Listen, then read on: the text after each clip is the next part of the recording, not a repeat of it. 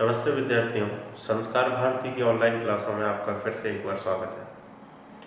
छुट्टियों से पहले हमारा टॉपिक चल रहा था डबल इंटीग्रेशन। डबल इंटीग्रेशन में हमने कार्तीय निर्देशांक पद्धतियों में जो डबल इंटीग्रेशन होते थे वो कंप्लीट कर लिए थे। आज का हमारा टॉपिक रहेगा डबल इंटीग्रल, लेकिन पोलर इक्वेशन। पोलर फॉर्म में डबल इंटीग्रल कैसे निकालते हैं और उनका कार्तीय निर्देशांकों के साथ में क्या संबंध होता है, क्या रिलेशन है उनके बीच में, इसको आज हम पढ़ेंगे। तो स्टार्ट करते हैं आज हम अपना नया टॉपिक डबल इंटीग्रेशन वो पोलर फॉर्म। तो देखिए, जिस प्रकार से कार्तीय निर्देशांकों में हमारे पास जो फंक्शन होता है, इस टाइप से डबल इंटीग्रल लगे रहते हैं और फंक्शन होता है हमारे पास एफ एक्स वाई, यानी यहाँ कोई फंक्शन होगा एक्स और वाई का और साथ में रहता था डी एक्स और डी वाई। ये तो होता था हमारा कार्तीय निर्देशांक में। लेकिन आज हम जो डबल इंटीग्रल पढ़ने वाले हैं वो पोलर फॉर्म में पढ़ने वाले हैं, यानी कि ध्रुवीय निर्देशांक के रूप में। और पोलर फॉर्म में जो हमारा फंक्शन होगा, जो इंटीग्रल होगा, उसकी फॉर्म कुछ इस प्रकार को होगी। ये जो फंक्शन x और y में है, ये फंक्शन आ जाएगा r और थीटा में।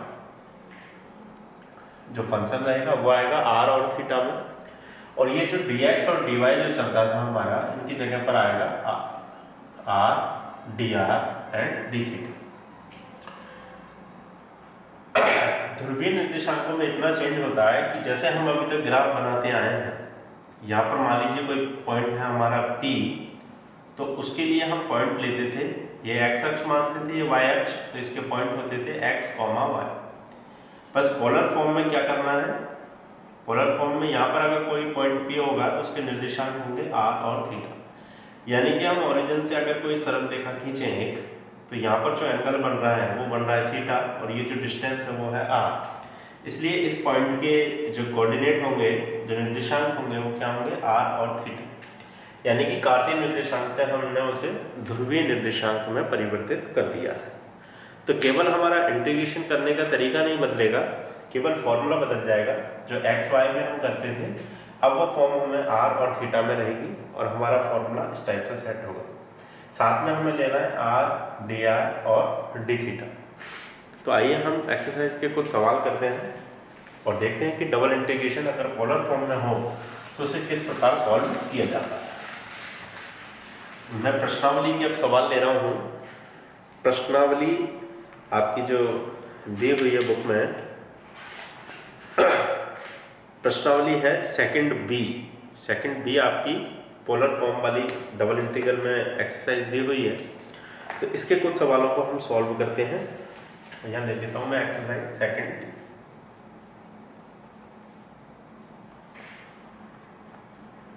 सेकंड बी एक्सरसाइज हम कर रहे हैं। उसका फर्स्ट क्वेश्चन में ले रहा हूं। दिया है हमें सवाल, डबल इंटीग्रल 0 से π/2 लिमिट दे रखी है और दूसरी लिमिट है 0 to a cos theta, 0 to a cos theta, और सवाल हमें दे रखा है r sin थीटा,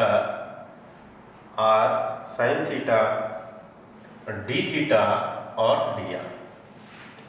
तो देखिए, पोलर फॉर्म में हमारे पास जो इंटीग्रेशन दिया है उसका जो फंक्शन है वो यहाँ पर दिया हुआ है, और मैंने आपको बताया था कि फंक्शन के साथ में होगा r, dr और d थीटा। तो आपको दिख रहा है r, dr and d theta.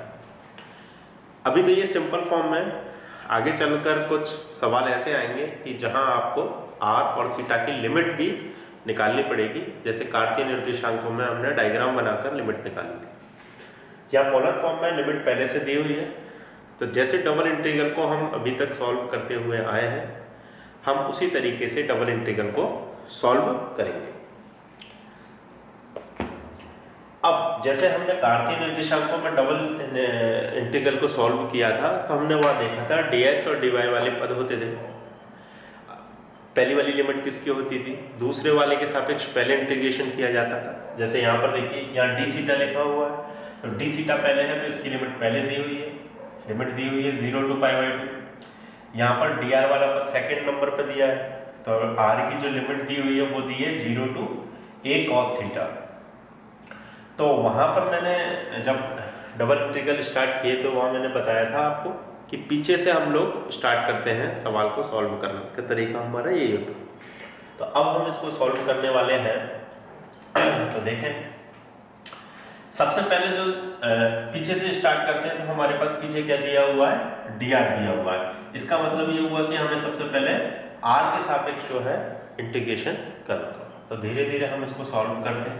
ये देखिए, तो सबसे पहले हम पहले पद को वैसे ही छोड़ना है 0 to π/2, ये पद मैंने वैसे ही छोड़ दिया। अब जिसका सॉल्यूशन हम करने वाले हैं उसको एक कोष्टक में लेते हैं, इंटीग्रल लगाते हैं। इंटीग्रल है 0 to a cos theta, 0 to a cos theta, और सवाल है हमारे पास r। अब देखिए यहाँ पर क्योंकि हम इसको r के लिए सॉल्व कर रहे हैं इसलिए r वाला टर्म्स हमें लेना है और बाकी को हम यहाँ पीछे पहुंचा देते हैं। तो यहाँ देखिए, ये जो साइन थीटा, ये भी थीटा वाला टर्म्स है, हमें इसे भी हटा देना चाहिए। इसको भी हम थीटा के साथ में लिख लेते हैं, डी थीटा के साथ में। ये बना हमारे पास, या हम इसको स्टार्टिंग में लिख दें तो ज़्यादा बेहतर रहेगा। ये मैं स्टार्टिंग में लिख देता हूँ यहाँ पर थीटा वाले टर्म्स को, साइन थीटा।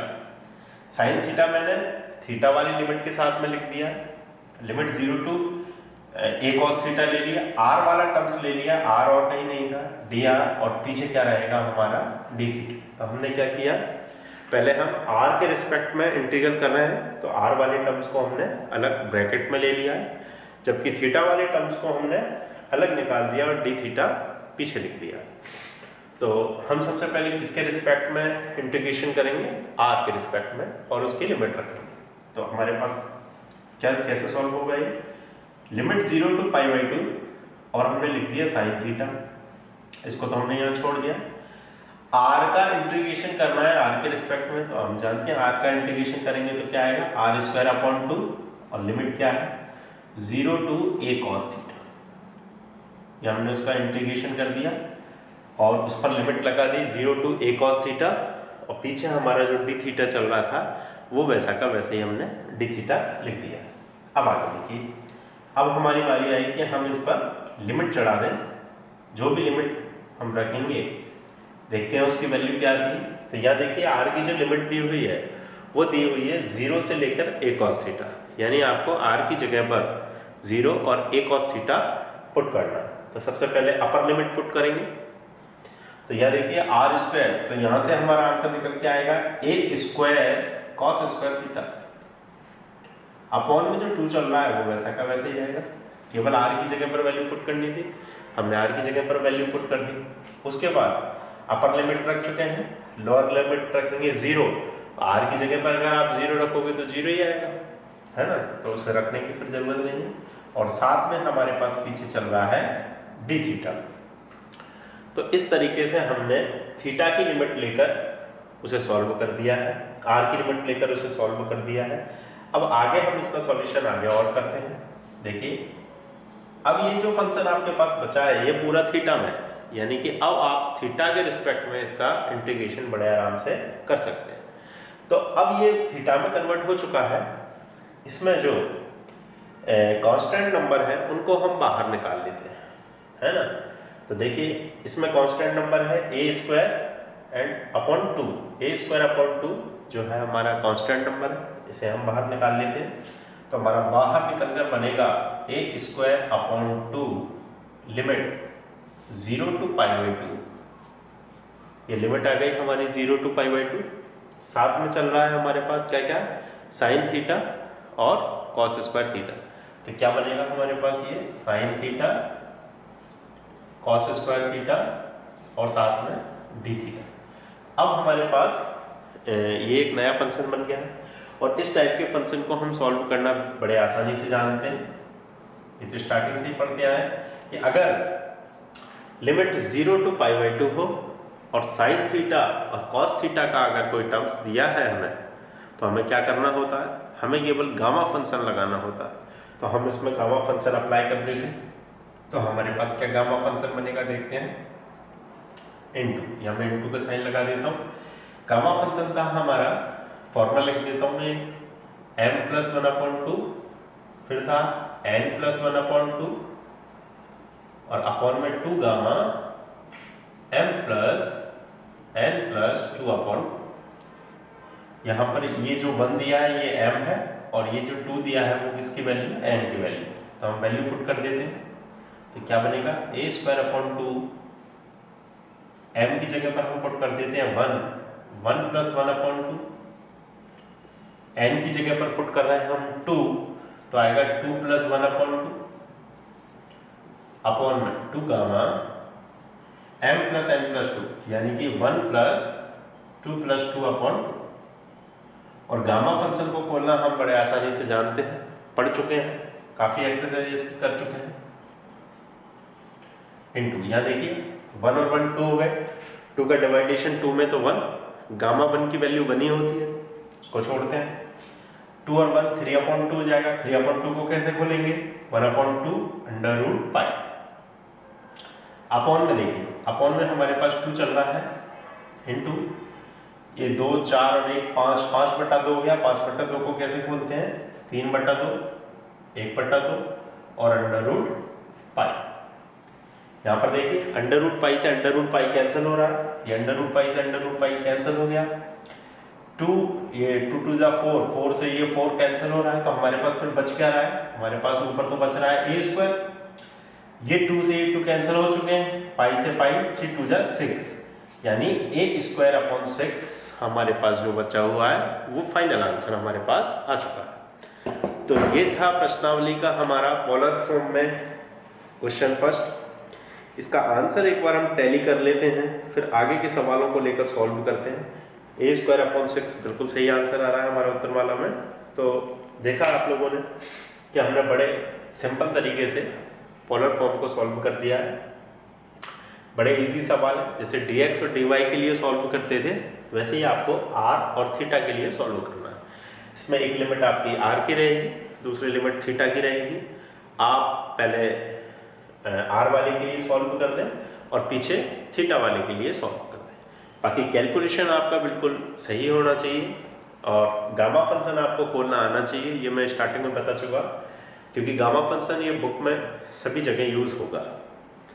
अब हम प्रश्नावली का अगला सवाल लेते हैं और उसे सॉल्व करते हैं।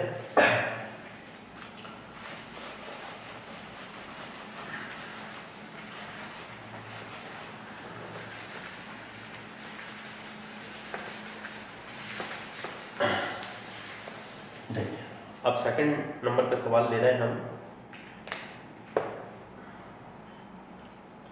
सवाल है हमारे पास डबल इंटीग्रल, लिमिट है 0 to पाई, दूसरा है 0 to a cos थीटा और हमारे पास सवाल है r d theta and dr। ये सवाल हमें दिया हुआ है, लिमिट हमारे पास है 0 to पाई और 0 to a cos theta, r d theta dr। अब हम इसको सॉल्व करते हैं।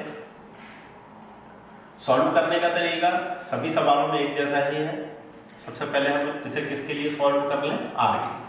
तो हमने लगा दी लिमिट 0 to पाई, जो लिमिट थी, जो थीटा की लिमिट है, थीटा की लिमिट 0 to पाई है, r की limit 0 to a cos theta. तो जो थीटा की लिमिट है उसे हमने अभी छोड़ दिया है और जिसका इंटीग्रेशन हम करने वाले हैं उसको मैंने बताया था हम कोष्टक में ले लेते हैं। तो कोष्टक में मैंने ले लिया limit 0 to a cos theta, साथ में रहेगा हमारे पास r और dr, कोष्टक बंद, और d थीटा को हम कहाँ लेते हैं, हमेशा हम बाहर की तरफ इसको लेते हैं।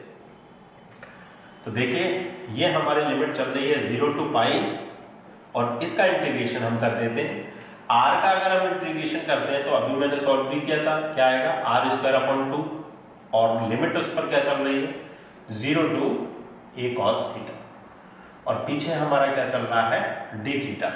तो ये r के रिस्पेक्ट में हमारा इंटीग्रेशन हो चुका है, हम उसकी लिमिट लगा चुके हैं।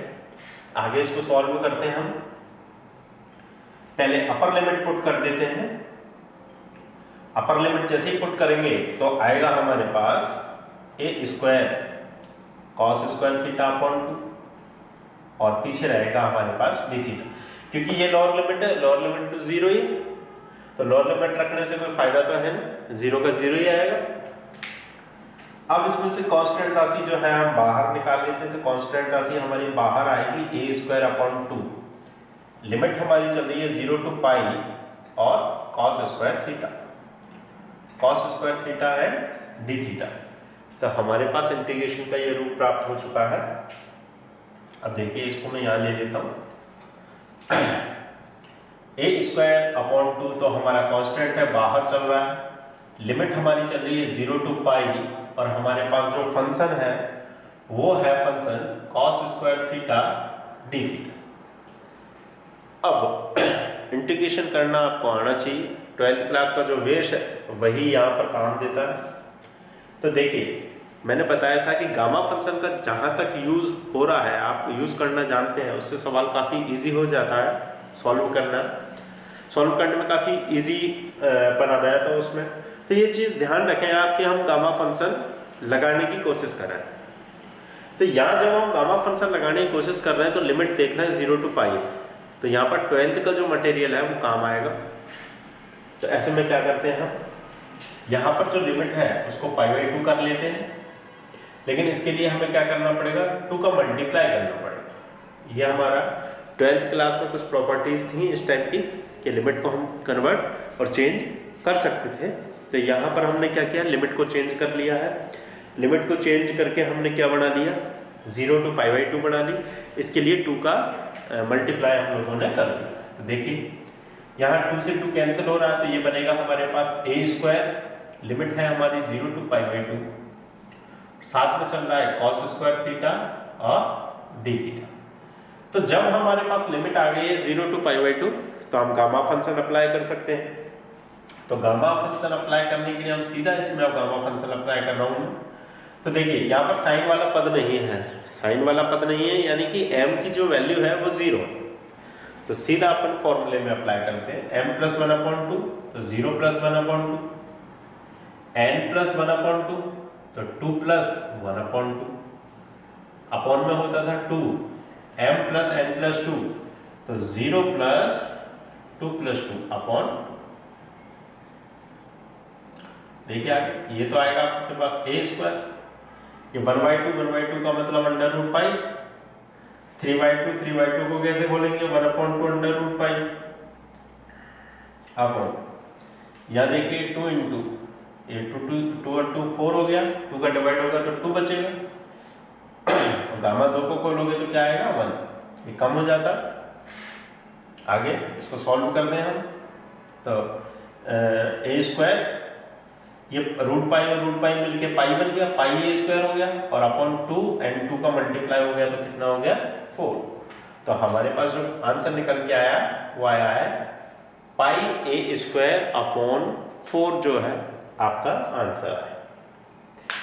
तो इसमें ज़्यादा दिक्कत नहीं आनी चाहिए क्योंकि बिल्कुल ही सिंपल तरीका है, बिल्कुल ही सिंपल तरीके से सॉल्व हो रहे हैं, इंटीग्रेशन सॉल्व हो रहा है।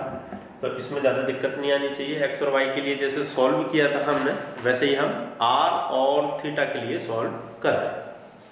अब हम प्रश्नावली का अगला सवाल लेते हैं। ये 2 सवाल हमारे हो चुके हैं एक्सरसाइज के।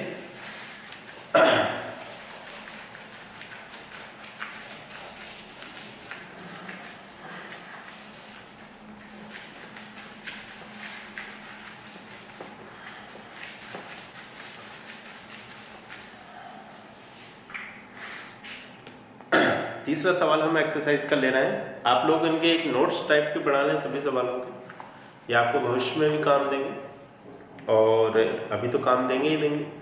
अभी ऑफलाइन क्लासें तो स्टार्ट हुई नहीं है, लग भी नहीं रहा है कि किसी तरीके से ऑफलाइन क्लासें स्टार्ट होंगी, तो अभी तो आप घर पे ही पढ़ें। 3rd नंबर का क्वेश्चन हम कर रहे हैं। लिमिट है 0 टू पाई,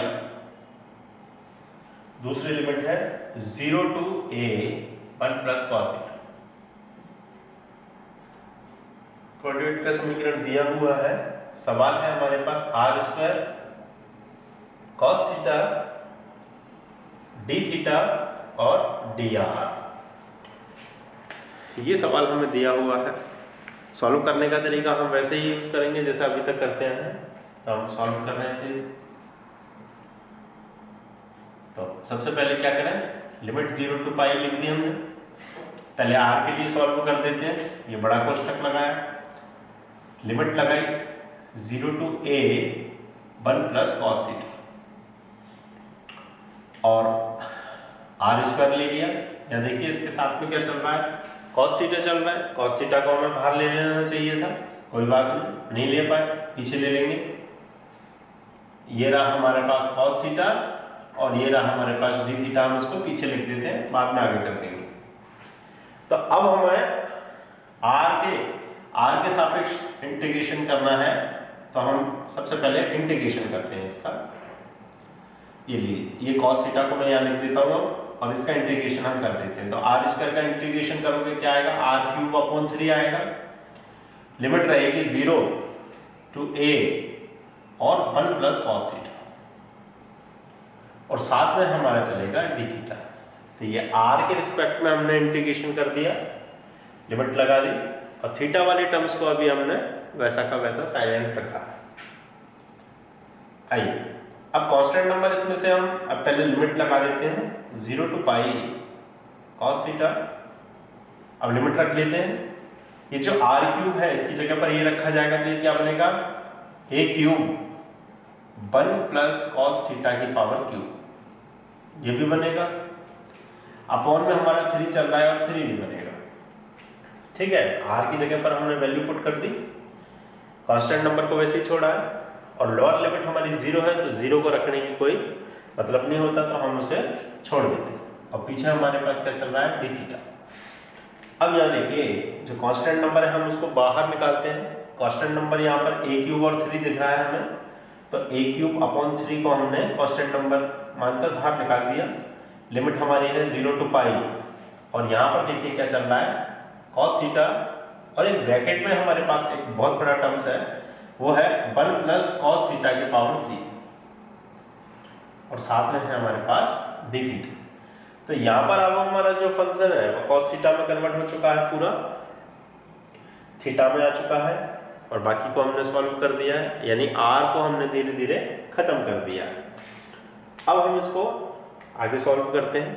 तो हमारे पास कई तरीके हैं इसको सॉल्व करने के, या तो हम इसमें क्यूब वाला फॉर्मूला अप्लाई कर दें, तो वही सिंपल रहेगा, उसी को हम अप्लाई कर देते हैं। थोड़ा सा कैलकुलेशन रहेगा, कैलकुलेशन में गलती नहीं होनी चाहिए, बाकी कैलकुलेशन से डरना नहीं चाहिए।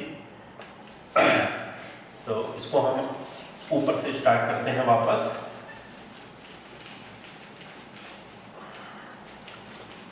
तो हमारे पास जो वैल्यू निकल के आई है उसको मैं एक बार वापस लिख देता हूँ।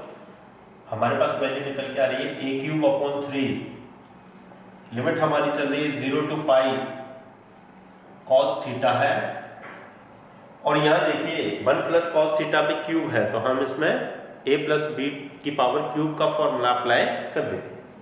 तो क्या आएगा, a क्यूब यानी 1 क्यूब 1, b क्यूब यानी कि cos cube theta, 3a square b होता है यानी कि 3 कॉस थीटा आएगा, और 3ab स्क्वायर होता है यानी 3 कॉस स्क्वायर थीटा है। और पीछे हमारे पास क्या चल रहा है, डी थीटा चल रहा है। इसमें मैंने ये फॉर्मूला अप्लाई कर दिया, a प्लस बी पे क्यूब, फॉर्मूला हमारा a cube b cube 3ab square and 3a square, ये फॉर्मूला मैंने अप्लाई कर दिया है, 3a square b and 3ab square. अब हम इसको मल्टीप्लाई कर लेते हैं अंदर, और फिर इसको सॉल्व कर लेते हैं। तो देखिए मल्टीप्लाई, जैसे cos थीटा का अंदर मल्टीप्लाई करूंगा, तो ये टर्म्स हमारे पास क्या निकल के आएगा, 0 टू पाई, मैंने लिमिट लगा दी, cos का अंदर मल्टीप्लाई करते हैं तो क्या आएगा, cos थीटा, अगला टर्म्स क्या आएगा, cos 4 थीटा, अगला टर्म्स आएगा 3 cos स्क्वायर थीटा, और अगला टर्म्स आएगा 3 cos क्यूब थीटा, और साथ में हमारे पास क्या चल रहा है, डी थीटा। अब लिमिट की बात करते हैं। तो यहाँ हमने देखा कि हमारे पास जो लिमिट चल रही है वो पाई है, 0 टू पाई, और गामा फंक्शन 0 टू पाई नहीं पाई बाई 2 में सेट होता है, तो हम 2 का इसमें मल्टीप्लाई कर लेते हैं, जैसे मैंने अभी बताया था पिछले सवाल में। 2 का मल्टीप्लाई कर लिया, ए क्यूब अपॉन 3, लिमिट हमारी अब क्या हो जाएगी 0 to π/2 हमारी लिमिट हो जाएगी। तो एक बार और मैं इस टर्म्स को लिख देता हूँ cos थीटा। आप चाहे तो इसके 4 पद बना सकते हैं अलग अलग। दूसरा टर्म्स रहेगा हमारा cos 4 थीटा, अगला terms 3 cos square theta, 3 cos cube theta, और पीछे रहेगा हमारे पास d थीटा। तो देखिए इसको आप सॉल्व करते हैं, 2a³ अपॉन 3, ये तो कांस्टेंट है हमारा, बाहर रहेगा। अब लिमिट हमारे पास 0 to π/2 है, गामा फंक्शन हम अप्लाई कर सकते हैं, लेकिन यहाँ cos के 4 पद हैं, चारों में अलग अलग गामा फंक्शन अप्लाई करना पड़ेगा। तो इस टर्म्स के लिए हम गामा फंक्शन अप्लाई कर रहे हैं, फिर इसके लिए, फिर इसके लिए, फिर इसके लिए। कैलकुलेशन बड़े ध्यान से करना है, कैलकुलेशन में गलती नहीं होनी चाहिए। तो यहाँ देखिए साइन वाला कोई भी टर्म्स नहीं है, किसी में भी साइन वाला टर्म्स नहीं है तो m की जो वैल्यू है वो 0 है, उसके आधार पर हम सेट कर लेते हैं। पहले इसके लिए अप्लाई कर रहा हूँ m + 1/2, यानी 0 + 1/2, यानी 1/2 आ गया। अब n + 1/2, इसकी वैल्यू तो 1 है, तो 1 + 1/2 ये 2 गामा m 0 1 2/2, ये गामा फंक्शन जो है मैंने इसमें अप्लाई कर दिया है, पहले वाले टर्म्स में अप्लाई होगा। यहाँ m की वैल्यू जो है 0 है, n की वैल्यू कितनी है 1, इसे हम एक बार चेक कर लेते हैं। फॉर्मूला होता है हमारे पास m + 1, यानी 0 + 1/2, तो 1/2 आ गया। फिर n + 1, यहाँ n की वैल्यू 1 है, 1 + 1/2, m + n + 2/2, और ये गामा फंक्शन इसमें अप्लाई बिल्कुल सही हुआ है। अब इसकी बारी है, इसमें गामा फंक्शन हम अप्लाई करते हैं। कैलकुलेशन बिल्कुल सही होना चाहिए, नहीं तो इतनी मेहनत पूरी खराब हो जाएगी, इतना कैलकुलेशन करने के बाद आंसर गलत आए तो। यहाँ देखिए m की वैल्यू फिर से 0 है, तो ये तो बनेगा 1/2। यहाँ n की वैल्यू 4 है, तो n + 1 यानी 5/2 अपॉन 2 गामा m यानी 0 and 4 6, तो 6/2 यहाँ पर। एक बार फिर से चेक कर लें इसको, m प्लस यानी 0 + n यानी 4 + 2/2, 4 2 6 6/2, इसमें गामा फंक्शन अप्लाई कर दिया। अब बारी आई इसकी, तो 3 को पहले कांस्टेंट है, 3 को लिख दें, cos स्क्वायर में अप्लाई कर देते हैं। तो यहाँ पर फिर m 0 है, तो ये 1/2 आएगा, 2 + 1 यानी ये 3/2 आएगा, 2 गामा m 0 0 + n 2 + 2/2, ये गामा फंक्शन इसमें अप्लाई कर दिया है। एक लास्ट टर्म्स और रह गया है, सॉरी यहाँ पर जो मल्टीप्लाई का साइन नहीं है, यहाँ पर प्लस का साइन है, यहाँ पर भी मल्टीप्लाई का साइन नहीं, प्लस का साइन है, उसके बाद फिर प्लस, यहाँ फिर 3 कांस्टेंट है, 3 को लिख दिया, और cos क्यूब में हम गामा फंक्शन को अप्लाई कर रहे हैं। m की वैल्यू फिर से 0 है यहाँ पर, तो 1/2 हो गया, n + 1 यानी 3 + 1 यानी 4/2 आ जाएगा, 2 गामा, यहाँ m यानी 0 and 3 + 2/2। तो ये हमने बिल्कुल धीरे धीरे आराम से गामा फंक्शन cos के सारे टर्म्सों में अप्लाई कर दिया है। 2a³/3 केवल कैलकुलेशन बचा है हमारे पास, कैलकुलेशन को बड़े ध्यान से करेंगे हम। 1/2 की वैल्यू √π, ये 1/2, 2 से डिवाइड हुआ 1 आया, गामा 1 की वैल्यू 1 ही होती है, 2 और 1 ये 3/2 हो गया, और 3/2 को अगर खोलते हैं तो हमारे पास आएगा 1/2 √π, ये 1/2 √π हमने खोल दिया, प्लस इसकी बार है 1/2 को खोलेंगे तो √π आएगा, 5/2 को खोलेंगे तो हमारे पास आएगा 3/2, 1/2 √π, अपॉन में हमारे पास 6 का 2 का भाग देंगे 6 में तो कितना आएगा 3 को खोलेंगे तो 2 × 1, ये अप्लाई कर दिया हमने, प्लस इधर वाले पदों को देखें, 3 × 1/2 को खोलते हैं तो √π, इसको खोलते हैं तो 1/2 √π, और नीचे के टर्म्स को देखते हैं तो 2 × 4 में 2 का भाग किया तो 2, और 2 को खोलेंगे तो 1, तो ये लास्ट पद रह गया हमारा 3 × 1/2 को खोलेंगे तो √π, इसको खोलेंगे तो 1 2 गुणा ये 5/2 होगा, 5/2 को खोलेंगे तो 3/2 1/2 और √π। तो अभी हमने गामा फंक्शन को पूरी तरीके से खोल दिया है। अब इसको ऊपर से सॉल्व करते हुए लाते हैं, अब कैलकुलेट करते हैं, फिर देखते हैं आंसर हमारे पास क्या निकल कर आता है। तो अभी केवल सिंपल तरीके से मैंने गामा फंक्शन अप्लाई किया है जैसे अभी तक करते हैं, तो हमारे पास अब आंसर निकल के आ रहा है, वो देखते हैं 2a³ 3। इनका कैलकुलेशन देखते हैं। अब हम √π से √π कैंसिल हो रहा है, 2 से 2 कैंसिल हो रहा है, यानी हमारे पास बचता है केवल 1। पहले टर्म्स का आंसर आया 1। सेकंड वाले की बात करते हैं। √π से जो √π है वो मिलकर पाई बन रहा है ना, तो ये बन रहा है हमारे पास 3π अपॉन 2 to the 4 और 2 to the 4 4 4 the 16, ये 16 आ रहा है हमारे पास, प्लस ये आ रहा है हमारे पास 3π अपॉन 2 to the 4, ये 4 आ गया हमारे पास टर्म्स। नेक्स्ट टर्म्स देखते हैं क्या, √π से √π कैंसिल हो रहा है, 2 से 2 कैंसिल हो रहा है, 3 से 3 कैंसिल हो रहा है, यानी हमारे पास ऊपर तो बन रहा है केवल 1। यहाँ देखिए √π से √π कैंसिल, 3 से 3 कैंसिल हो रहा है हमारे पास, तो ऊपर आ रहा है 1। या 2 से भी 2 कैंसिल हो रहा है और 1/2 यानी 2 ऊपर पहुंचेगा, ये 2 ऊपर आएगा। तो अब हमारे पास आंसर निकल के आ रहा है 2a³/3। ये 2 और 1 मिलकर ऐड होकर 3 हो रहा है और इन दोनों का एलसीएम आ रहा है 16। ये 3π प्लस 4 का भाग दे देते, ये 12π है। इसको थोड़ा सॉल्व करें तो 2a³/3 3 प्लस 15π/16 आंसर। थोड़ा सा और कैलकुलेशन करें, अंदर मल्टीप्लाई अगर हम इसका करते हैं तो ये आएगा 3 से 3 कैंसिल होगा, यानी कि 2a³ प्लस 3 से ये 15 को कैंसिल कर दें, यानी 5 5 दूनी 10 10πa³/16 आंसर हमारा निकल के आए।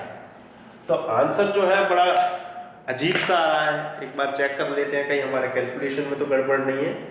आंसर को एक बार हम मिला लेते हैं। सेकंड बी का ये सवाल था, क्योंकि चेक करना काफ़ी मुश्किल रहता है वापस, तो ये आंसर जो है हमारा मैच नहीं हुआ है। इसका आंसर आ रहा है 5πa³/8। अब हमारा हो सकता है कि कैलकुलेशन गड़बड़ हुआ हो, वापस सवाल को चेक करना तो पॉसिबल नहीं है। एक बार हम इस वाले कैलकुलेशन को चेक कर लें, क्योंकि इसमें √π to √π कैंसिल हो चुका है ना, तो इसका आंसर हमारा सही टारगेट नहीं हुआ है। हम एक काम करते हैं, कैलकुलेशन को वापस करते हैं, क्योंकि आंसर निकालना तो अनिवार्य है। इस सवाल को हम थोड़ा स्पीड से एक बार फिर से रिपीट करते हैं।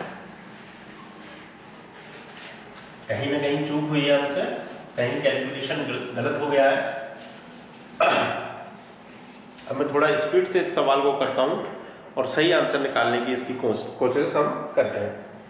अब सवाल में ही अगर गड़बड़ है तो फिर उसके लिए कुछ नहीं किया जा सकता, एक बार और ट्राई किया जा सकता है। केवल से लिमिट है हमारे पास 0 to π और दूसरी लिमिट है 0 to a1 + cos θ। ये सवाल था हमारे पास। सवाल दिया हुआ है r² cos θ dθ और dr। इसका कैलकुलेशन हमने पहले किया था 0 to π, ठीक है। cos θ को हमने वैसे ही छोड़ा था और r² का इंटीग्रल किया r³/3, ये इंटीग्रल आया। Limit I 0 to a1 + cos θ और साथ में हमारा चल रहा था dθ। r के रिस्पेक्ट में इंटीग्रेशन किया था ऐसे। अब हम इसमें लिमिट रख देते हैं cos θ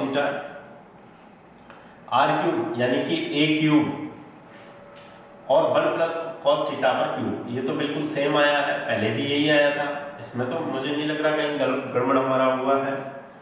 और लोअर लिमिट को रखने की जरूरत है नहीं, 0 रखोगे तो वो 0 ही आएगी। अब यहाँ से हमने कांस्टेंट राशि बाहर निकाली थी, तो a³/3 को हमने बाहर निकाल दिया था, बिल्कुल सही किया था। 0 to π आया था, बिल्कुल सही आया था। कॉस थीटा आया था और 1 प्लस कॉस थीटा पे क्यूब आया था।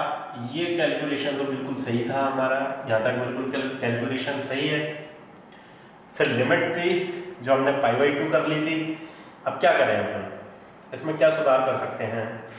क्या इसको t ऐड करके हम कुछ कर सकते हैं, लेकिन उससे मुझे नहीं लगता कुछ फायदा होगा। अगर 1 प्लस कॉस थीटा को हम t मान लें तो ये आएगा हमारे पास sine theta d theta dt निकल कर, वो भी माइनस का। इससे हमें कोई फायदा होने वाला नहीं है क्योंकि साइन थीटा फिर वापस जाकर कन्वर्ट होगा। तो यहाँ तक तो हमारा कैलकुलेशन बिल्कुल सही था और हम बिल्कुल सही कर रहे हैं। 2 का मल्टीप्लाई करके मैंने पावर को भी चेंज कर दिया था। जो लिमिट थी हमारे पास ये बन गया था हमारे पास 2a³ 3। यहाँ तक तो बिल्कुल ठीक है हमारा। π/2 हमारे पास लिमिट थी, कॉस का मैंने मल्टीप्लाई किया था, तो ये कैलकुलेशन तो गड़बड़ नहीं होनी चाहिए थी। ये था a³ b³ 3ab यानी 3 cos थीटा और 1 प्लस कॉस थीटा, ये कैलकुलेशन था। लिमिट हमारी थी 0 to π/2। कॉस का अंदर मल्टीप्लाई किया था हमने, cos थीटा आया था, cos to the power 4 theta आई थी है, 3 cos स्क्वायर थीटा आया था और 3 cos क्यूब थीटा आया था। यहाँ देखिए 3 cos थीटा का 1 में होगा 3 cos स्क्वायर थीटा, ये cos और cos स्क्वायर और cos मिलके cos क्यूब थीटा। तो यहाँ तक जो हमारा कैलकुलेशन है वो तो बिल्कुल ठीक आ रहा है, ऐसे कोई ज़्यादा दिक्कत नहीं है। कैलकुलेशन तो बिल्कुल सेम ही लगभग मेरे को लग रहा है, चेक तो कर नहीं पाए, लेकिन अभी जो कैलकुलेशन किया है वो हमने बिल्कुल सही किया है। फिर अगर अब आंसर नहीं मैच होता है तो अपन ये समझेंगे कि आंसर जो उत्तर वाला में दिया हुआ है वही गलत है। तो अब हम इसमें एक बार और अप्लाई कर देते हैं, क्या, गामा फंक्शन। 2a³ 3 हमारे पास ये चल रहा है, ये सभी में से कॉमन है इसलिए हमने इसको बाहर निकाल रखा है। अब हम इसमें गामा फंक्शन अप्लाई कर रहे हैं। 4 पद हैं हमारे पास, चारों में हम गामा फंक्शन अप्लाई कर रहे हैं।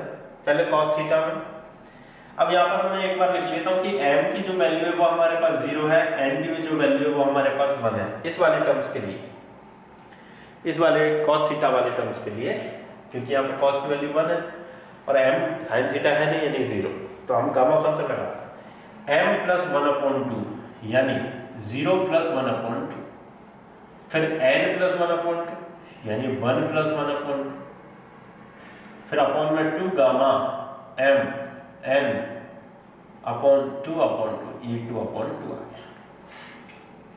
ठीक है। प्लस इसके लिए बात करते हैं, तो इसके लिए जो है m है वो 0 है और n की वैल्यू है वो कितनी है 4। इसमें अप्लाई करें तो ये क्या आएगा 0 plus 1/2, 4 plus 1/2 upon 2 gamma 0 plus 4 plus 2/2, यही होता था 0 plus m plus n plus 2/2। Apply कर दिया। फिर यहाँ पर देखिए 3, इसमें अप्लाई करते हैं हम।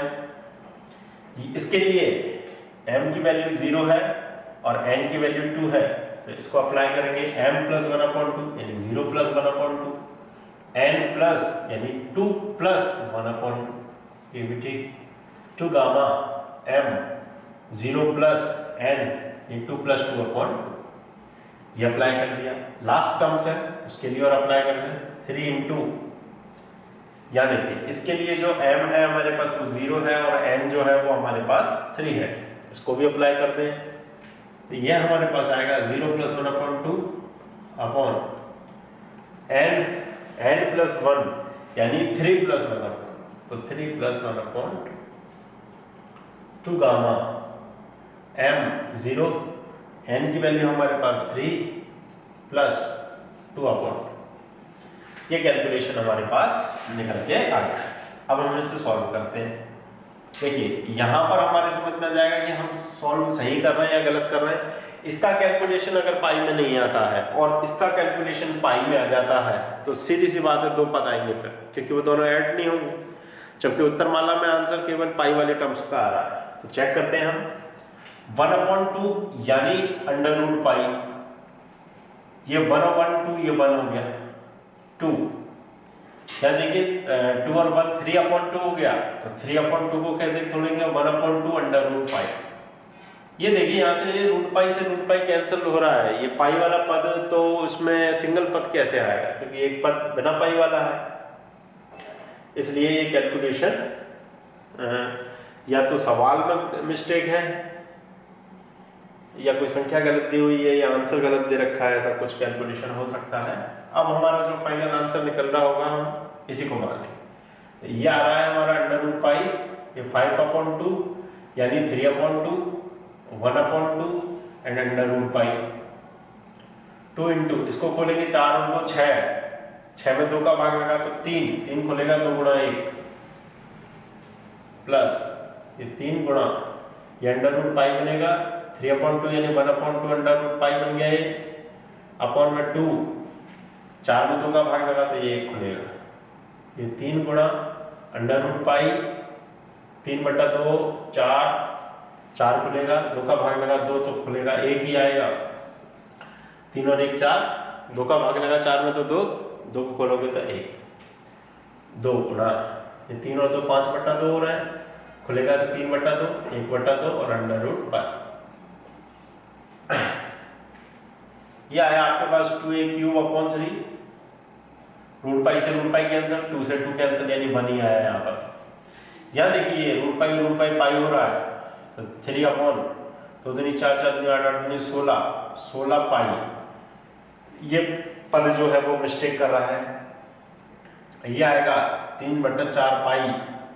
ये देखिए 2 पद पाई वाले हैं, ये पद पाई वाला नहीं है, ये वाला पद भी पाई वाला नहीं आएगा कि √पाई से √पाई कैंसिल हो रहा है और कुछ कैंसिल हो रहा है, 3 से 3 कैंसिल, 2 से 2 कैंसिल, ये 2 पर पहुंच जाएगा, ये देखिए इस टाइप से। तो अब हमारे पास ये जो टर्म्स आ रहे हैं सॉल्व होने के बाद, ये आ रहा है 2a³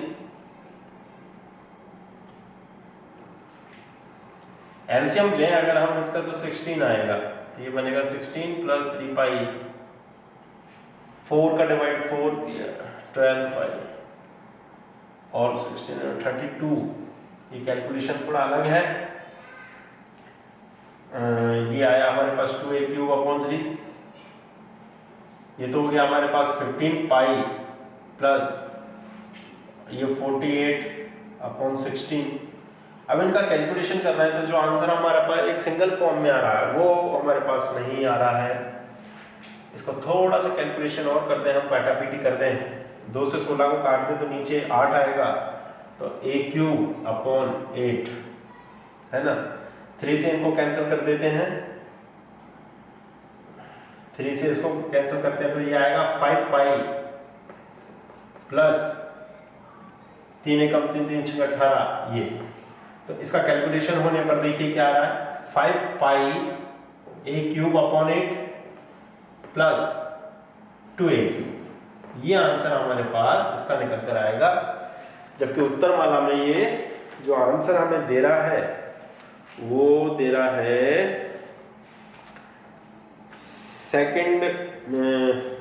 सेकंड बी का इतना ही पार्ट जो है हमारा आंसर में दे रहा है। ये देखिए इतना सा पार्ट जो है वो आंसर में हमें दे रहा है, ये पार्ट जो +2a³ है ये आंसर में हमें नहीं दे रहा। तो ऐसा नहीं हो सकता कि इतना ही पार्ट निकल, क्योंकि हमारा एक्स्ट्रा पार्ट निकल कर आ रहा है, हम उसे निगलेक्ट नहीं कर सकते हैं।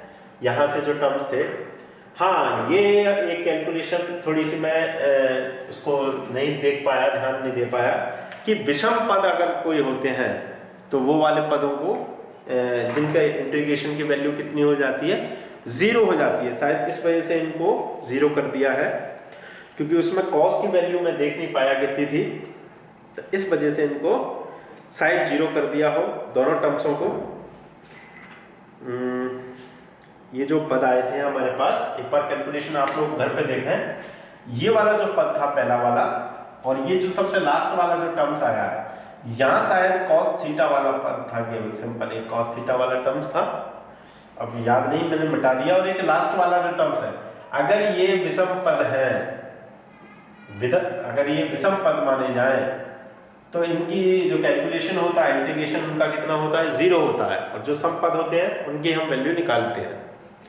यानी कि अगर इनको विषम पद मान लिया होगा तो हो सकता है इनको 0 किया हो, बाकी कैलकुलेशन आपका यही आएगा। तो एक बार 12th की बुक में आप ये देख लें कि विषम पद और सम पद के बारे में आप पढ़ लें। मैं एक छोटी सी जानकारी दे देता हूँ।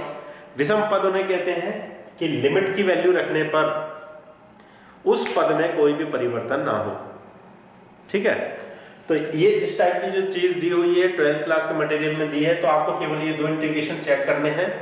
अगर वो विषम पद है तो डायरेक्टली इनका इंटीग्रेशन 0 हो जाता है, हम डायरेक्ट ही 0 लिख देते हैं इनकी जगह पर, और अगर नहीं है तो फिर कैलकुलेशन हमें करना पड़ेगा।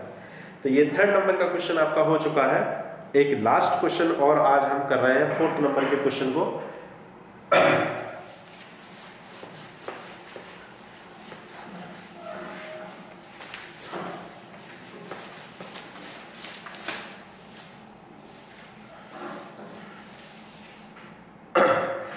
फोर्थ नंबर का हमारा जो क्वेश्चन है वो है 0 to π/2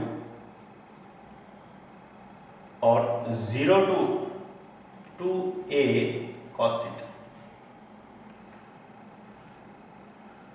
r² sin theta cos theta d theta और dr, ये हमारे पास सवाल दिया हुआ है। ये भी साइन थीटा और कॉस थीटा से रिलेटिव लग रहा है, तो हो सकता है इसमें भी समपद और विषमपद बन जाए।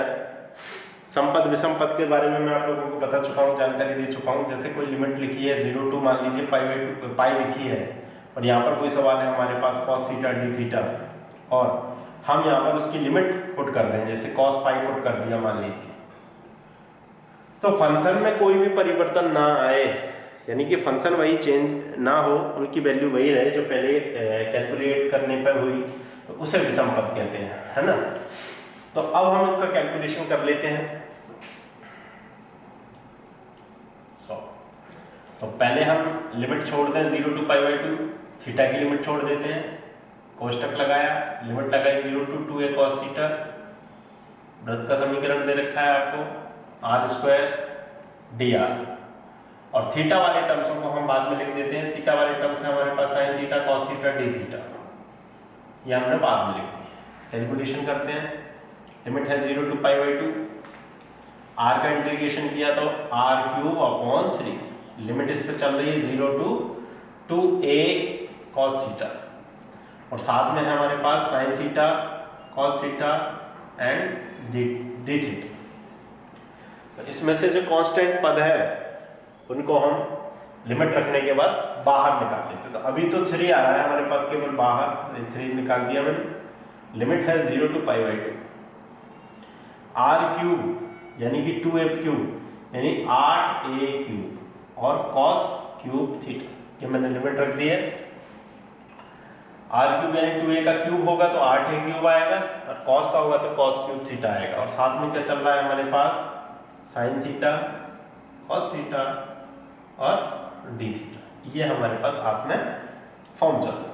1/3 लिमिट 0 to π/2 है, 8a³, या 8a³ कांस्टेंट है इसलिए हमने इसको बाहर निकाल लेता हूँ। ये रहा आपके पास 8a³, ये बाहर हो गया।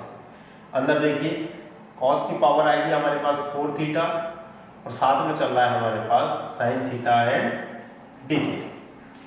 तो केवल अब छोटा सा कैलकुलेशन रह गया है हमारा थीटा के रिस्पेक्ट में, और इसको हम बड़े आसानी से सॉल्व कर देंगे। तो इसको मैं ऊपर से मिटा देता हूँ।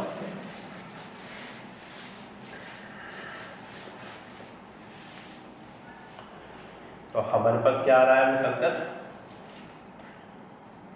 8a³ / 3, 0 to π/2 लिमिट है, साथ में है cos 4 थीटा sin थीटा और d theta. 8a³ / 3, gamma function इसमें अप्लाई करते हैं। m की वैल्यू 1 है यहाँ पर, m + 1/2 यानी 1 + 1/2, n + 1/2 यानी 4 + 1/2, N2 gamma m plus n plus 2 upon ये कैलकुलेट 8a क्यूब अपॉन 3, ये 2 हो गया, 2 में 2 का डिवाइडेशन 1, तो ये तो 1 आ गया। ये 5/2 को कैसे ओपन करेंगे, 3/2 1/2 एंड अंडर रूट पाई 2 गुना ये 4 2 5 5 और 1 6, सॉरी 4 तो 6 और 1 7 हो रहा है, 7/2 है, 7/2 को कैसे खोलोगे, 5/2 3/2 1/2 एंड अंडर रूट पाई। इसका कैलकुलेशन कर लेते हैं यहाँ पर, ये आएगा 8a क्यूब अपॉन 3, इनका कैलकुलेशन करें हम तो 3/2 1/2 से 3/2 1/2 रूट पाई से रूट पाई कैंसिल हो रहा है, ये 2 से 2 कैंसिल हो रहा है, तो हमारे पास केवल 1/5 बच रहा है। ये देखिए 1 है और नीचे 5 है, इनका कैलकुलेशन करते हैं, ये आएगा 8a क्यूब और 5 3 जा 15, तो हमारे पास जो आंसर निकल के आ रहा है वो आ रहा है 8a क्यूब अपॉन 15 जो है हमारे पास आंसर निकल कर आ रहा है। तो ये 4th नंबर का क्वेश्चन है, इसका हम आंसर मैच करा लेते हैं। सेकंड बी का ये बिल्कुल सही आंसर है, केवल एक 3rd क्वेश्चन का आंसर मैंने आधा मैच करवा दिया है, आधा आंसर पूरा मैच है, आधा पार्ट नहीं आ रहा है, उसमें केवल आपको इतना सा चेक करना है कि हमारे जो स्टार्टिंग और लास्ट वाला जो टर्म्स थे कहीं विषम फंक्शन तो नहीं थे। अगर विषम फंक्शन है तो हम उसको निगलेक्ट कर देते हैं, क्योंकि उनके इंटीग्रेशन की वैल्यू कितनी आती है, 0 आती है, तो हो सकता है वो विषम पद हो, इसलिए उनकी इंटीग्रेशन की वैल्यू 0 रख दी हो। तो आज के लिए इतना पर्याप्त है। नेक्स्ट क्लास में हम पोलर फॉर्म को आगे बढ़ाएंगे, कुछ थ्योरी वाले सवाल लेंगे और उनकी लिमिट निकालकर उनको सॉल्व करेंगे। आज के लिए काफ़ी है इतना, तब तक के लिए धन्यवाद।